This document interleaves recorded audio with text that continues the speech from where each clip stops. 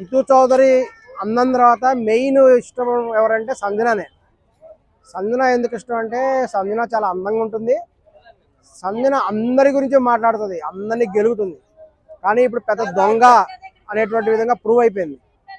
మరి సంజన ఏంటంటే అందరినీ గెలుకుతుంది. మరి అందరినీ గెలికిన తర్వాత రాత్రిపూట ఒంటరిగా బెడ్ మీద కూర్చొని ఏడుస్తూ ఉంటుంది. ఎందుకంటే వాళ్ళని ఎందుకు గెలికాను అని ఒక్కొక్కరిని గుర్తెచ్చుకొని ఏడుస్తుంటుంది. ఈ విషయం ఇమ్ము చెప్పాడు. మరి మరి ఆయన ఎప్పుడు చూశాడో మనకు తెలీదు. మొత్తం మీద సంజన గురించి ఇమ్ము చెప్పాడు, రాత్రిపూట ఏడుస్తుంటుంది కూర్చొని. మరి రీసెంట్గా కూడా చూసుకుంటే అందరి ఎగ్గులు దొంగతనం చేసింది సంజన. ఇంకా కింగ్ ఆఫ్ దొంగలు రాని ఎవరంటే సంజన. సంజన దొంగలు రాని అని నిరూపితం అయిపోయింది. దానికి కూడా ఏంటంటే ఏదైనా సరే ఒక చిన్న సరదా పట్టించాలంటే చిన్న చిన్న దొంగతనాలు చేయగానే పెద్ద పెద్ద దొంగతనాలు ఎందుకు చేసినావు? నాగార్జున గారు కూడా వార్నింగ్ ఇచ్చారు. మొత్తం మొత్తం దొంగతనం చేసేసింది, అన్నీ కూడా తీసేసుకొని హాంఫర్ట్ చేసింది. మరి హాంఫర్ట్ చేసిన సంజనాకి పెద్ద దొంగ అని చెప్పేసి మెడలో కూడా ఆమెకి ఒక బోర్డు తగిలించారు.